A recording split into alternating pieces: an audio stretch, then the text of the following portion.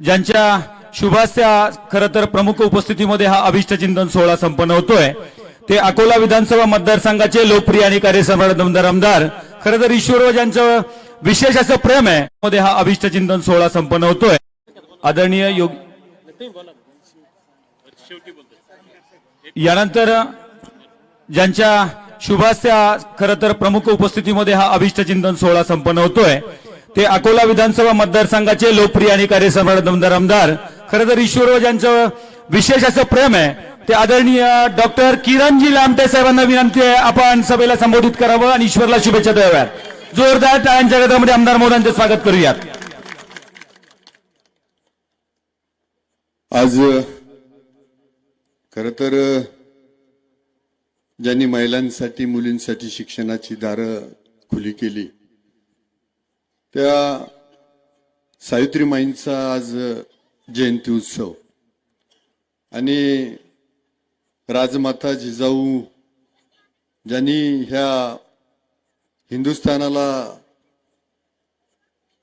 शोभा दिला त्या राजमाता जिजाऊंचा आज तिथीनुसार जयंती उत्सव आणि आज ईश्वरचाही वाढदिवस आहे। साक्षात ईश्वराचा वाढदिवस आहे म्हणजे काय आहे की नाही।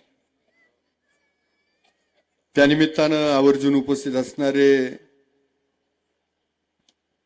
आपल्या सर्वांचे आध्यात्मिक मार्गदर्शक गुरु योगी केशव बाबा चौधरी, त्याचबरोबर आदरणीय विजूभाऊ वाकचौरे, माझे नेते जालिंदरजी वाकचौरे, ॲडव्होकेट मनकर साहेब, त्याचबरोबर माझे जुने सहकारी भाऊसाहेब वाकचौरे, रवी विकासराव वाकचौरे, त्याचबरोबर डॉक्टर मनोजी मोरे, राजाभाऊ, त्याचबरोबर सुधीरांना, नीताताई आवरी, सगळेच व्यासपीठावरील सन्माननीय उपस्थिती आणि ईश्वरच्या परिवारावरती प्रेम करणारी उपस्थित सर्व नातेवाईक, मायबाप, जनता, पोकरकर साहेबही उपस्थित आहे, सगळीच मंडळी आहे, उपस्थित मीडिया। खरं तर वाढदिवस हा आपल्या आयुष्यातील महत्वाचा क्षण आहे की आता ईश्वर संध्याकाळी ज्या वेळेला झोपायला जाईल तेव्हा विचार करेन की अरे एवढी सगळी लोक आली होती, म्हणजे नक्कीच आपल्या कामाची दखल घेतली ह्या लोकांनी, आपण प्रामाणिकपणानं काम केलं आणि मग अजून आपल्याला पुढं जायचंय। आपल्याबद्दल कोण काय बोललं तर जे काही बोलले ते ईश्वराबद्दल किंवा ईश्वरबद्दल जे प्रामाणिकपणानं तो राहिला, म्हणजे माझी आणि त्यांची, मी भाजपमध्ये दाखल झालो 2014ला, तेव्हापासून त्याची माझी मैत्री। पण मला आतापर्यंत ईश्वरनं काय कुणाला दुखवलं असं काही कोणी भेटला म्हणजे न दुखवता राजकारण करायचं म्हणजे त्याची अवघड आहे गोष्ट दीपक। पण ती कला ईश्वरला जमली। आपला 2 वेळा शर्ट ओढायचा, संपलं सगळं, म्हणजे त्या ईश्वरनं समोर त्याला सॅल्यूट दिला समजायचा। म्हणजे असा हा आमचा गोड मित्र, म्हणजे किती घाईघाईनं ईश्वर चिडलेला मी काय पाहिलाच नाही। मगाशी जालिंदरराव म्हटले वहिनी साहेब नशिबवाने, त्याच्यामुळे तुम्ही म्हटले असतील तर हा कधी चिडू शकत नाही वहिनीवरती, काय दूध उतू गेलं आखं जाऊ दे, काय फरक पडत नाही, डिरीच आपली। आणि विशेष म्हणजे मी ईश्वरचे आई वडील, बहीण, त्याचा भाऊ पण खूप सुंदर आहे, म्हणजे असं भावांचं, शरदराव असं प्रेम असलं पाहिजे, तुमचे आहे दोघा भावांचं असं काय। कारण जो कुटुंबाला सांभाळू शकत नाही ना तो तालुक्याला फिलुक्याला काय न्याय देऊ शकत नाही। ज्याचं घरच फुटलं तो काय करणार आहे तालुक्याचं।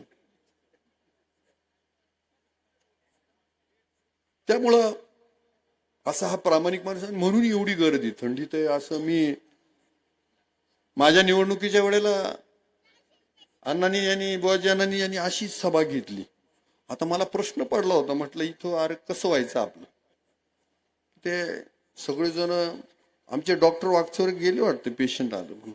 हे सगळे घर टू घर जात होते. मला रिपोर्ट यायचा की साहेब, म्हटलं आता एवढे सगळे चांगली माणसं आहेत, काम करतायत, जे होईल ते होईल. परंतु कळसकरांचं मी मनापासून आभारी आहे आता परत एकदा, की माझ्यासारख्या सरळ माणसाला परत तुम्ही सगळ्यांनी तालुक्यानं संधी दिली. आणि खरं सांगतो की माझ्याबरोबर जेवढे कार्यकर्ते आहेत, 99% निर्व्यसनी, 1% राखून ठेवलाय. त्याच्यात काय परत तुम्ही म्हणाल एखाद्याचं नाव सांगा पण नाव बरं का मला, म्हणजे त्याला लंबा करायला मला पण मजा येईन असं. आणि एवढी सगळे म्हणजे बघा, आपण छत्रपतींचे वारसदार आहे ना. आईला आई, माईला माई. वाकड्या नजरानं जर महिलेकडे पाहणारा मला जर कार्यकर्ता सापडला, बडावला समजायचं. म्हणजे एवढं सगळं चांगलं करतोय. आणि शाहू फुले आंबेडकर, शिवरायांचे विचार घेऊन, आद्य क्रांतिकारक राघोजी भांगरेंचे विचार घेऊन आपण पुढे जातोय. मला खरं तर शाहीर मुकुंद भोरचा आभार मानायचा आहे की विजयराव मस्त त्यांनी वातावरण सुंदर तयार केलं. आणि बरंच राघोजी भांगरे, कांत्रीज्योती, सावित्रामाई, शिवराय सगळं सांगत सांगत पुढं चाललं होतं. खरं तर आजकालची परिस्थिती खूप वाईट आहे. जातीपातीच्या राजकारणात, धर्माच्या राजकारणात सगळे अडकलेले आहेत. पण मी सावित्राबाईंचा आज जयंती आहे, तर त्यावेळेला फातिमा शेखला पण विसरून चालणार नाही. का सावित्राबाई बरोबर काम करताना त्यावेळेला फातिमा शेख होत्या भिडेवाड्याच्या याच्या. आज आपण पाहतोय की आपल्या तालुक्याची लेख देशाचं नेतृत्व करते स्पोर्टमध्ये. फिजा सय्यद तिच्यासाठी पण टाळ्या वाजव. हा, आपला सरळ आहे, राष्ट्रधर्म पाळणारी आपली सगळी माणसं. ज्याला भारत प्यारा आहे, ज्याला राष्ट्र प्यारा आहे, ती सगळी आपली. आणि जो भारत माता की जय म्हणू शकत नाही, वंदे मातरम म्हणू शकत नाही, त्याच्या मात्र पार्श्वभागावर लात मारली पाहिजे. त्यामुळं आपण सरळ जगणारी माणसं आहे. आणि असं सगळं होत. कार्यकर्ते पण जेव्हा मला भेटतायत, म्हणजे ईश्वर असतील किंवा सगळेच कार्यकर्ते, तर बाकीच्यांची नावं घेत नाही, पण एवढी चांगले कार्यकर्ते आहेत. खरं तर ईश्वरावरती आई वडिलांनीच संस्कार इतके चांगले केलेले आहेत. म्हणजे योगी केशवबाबांचा जो कदाचित त्याला नर्मदेच्या गोट्यांवर किल्लाही चालवलंय का काय माहिती, तो टोचतच नाही कुणाला, असं काय गेलं. म्हणजे असा सरळ माणूस. आणि कार्यकर्ताही कसा असावा, तर खरंच नर्मदेच्या गोट्यासारखा असावा, तो टोचणारा नसावा जर त्याच्यावर चालवलं. नाहीतर याला डवस त्याला डिवस. विजय भाऊ मी डिवचत नाही, तुम्ही म्हटले असे मी मागाशी कोणीतरी का मी डिवचत असं. तर प्रामाणिकपणाने चालगड्या म्हणायला पाहिजे ना. एखादा हे बघा, माझा मोठा भाऊ आहे, तू जर चुकतोय त्याला सांगितलं पाहिजे, अरे रात्रीची तुझी पावलं ढाब्यावर नाही गेली पाहिजे गाड्या. तू आदर्श आहे, राजकारणातला तू आदर्श आहे. तुझ्याकडे पाहतायत लोक आदर्श म्हणून. आणि तुम्ही जर राजकारणाची व्याख्याच बदलून सांगितली, तुम्ही रेस्ट हाऊसला पडेल, बारीक पोरं तुमच्या दिमतीला, कोणी फुटाने घेऊन येतं, कोण चणे घेऊन येतं, तर मग ही पुढची पिढी कशी घडणार. बरोबर आहे ना. तर त्यामुळं थोडीशी कठोर भूमिका आहे. पण मला आतापर्यंत ईश्वरला कधीच बोलण्याची म्हणजे वेळ आली नाही. खरं तर त्याची बऱ्याच दिवसाची इच्छा होती. आम्ही भाजपमध्ये होतो, भाऊसाहेब मार्केट कमिटीचा सदस्य व्हायचं होतं. मग काही जणांनी त्याचा प्रचारच केला नाही, त्यावेळेस सदस्य होऊ दिला नाही. स्वीकृत सदस्य व्हायचं होतं तर तेव्हा त्याचं नाव पुढे गेलं नाही. म्हणजे तशी आपल्याला संधी होते. राम शिंदे साहेबांनी आपण सगळं फॉलोअप केला. पण मग त्याचं स्वप्न आता भाजी मार्केटमध्ये गेला, पण गडी काय तिथं समाधानी दिसेना मला. मला वाटलं शेत कल्याण करायला गेला, एक कांडा बटाट्यात रमून जाईन हा पठ्ठ्या. पण आता त्याच्या भाषणातून त्याच्या भावना कळतील मला नेमकं काय करायचंय. आता एकानं सांगितलं म्हणे त्याला जिल्हा परिषदेवर पाठवा. मग आमच्या वहिनी साहेबांना उभं करावं लागेल ना. तुझं काय काम आहे तिथे, आहे की नाही. बघ तुझी तयारी असेल तर वहिनी साहेबांना किंवा नीताताईंची मी माफी मागेल किंवा बाकीचे मोरीताईंची माफी मागेल, सांग काय असं. म्हणजे असं सगळं. किंवा त्याला पंचायत समितीचं आहे बाबा वाव, तुम्ही सगळेजण म्हटले. आताच काय तिकीट डिक्लेअर करत नाही मी बरं का, नाही तर तुम्ही म्हणायचे. सगळ्यात महत्वाचं निवडणुकाच कधी लागतात काही तपास नाही. इतक्या लवकर मी सांगून बसलो तर मी अडचणीत यायचो. आजी दादा म्हणशील हा पट्टा इकडे तिकीट डिक्लेअर करायला लागला, काय चाललंय नेमकं, यानं पक्ष चालवायला घेतला की काय तर त्यामुळं तसं काय होणार नाही. काम करत राहा. आणि खरं सांगू का, मी कार्यकर्त्यांना सांगतो, फक्त निवडणुका आल्यात म्हणून कामं करू नका. लोकांच्या सुखदुःख जायचं म्हणजे निवडणुका आल्यात म्हणून जायचं.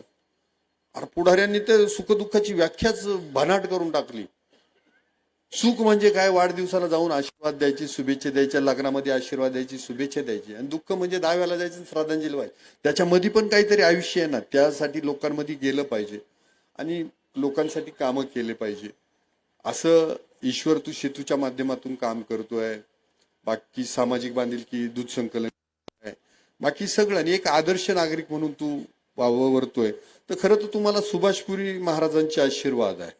सुभाषपुरी महाराजांच्या सानिध्यात तुम्ही वाढले की खरं तर कळशेश्वराचं देवस्थान सुभाषपुरी महाराजांनी एवढं उभं केलंय, तिथं इंजिनियरचं सुद्धा डोकं बंद पडन. आता जर ते मंदिर एवढं चांगलं केलं तर हे पोरं नक्की चांगले केले. भावशेप पण चांगला आहे. आता त्याला काय ते कमळ सोडून त्याला करमत नाही, त्यामुळं ते काय माझ्या बरोबर येणार नाही. पण इथं कबुली जबाब दिला, त्यामुळं आता बदलून चालणार की ईश्वर बरोबर.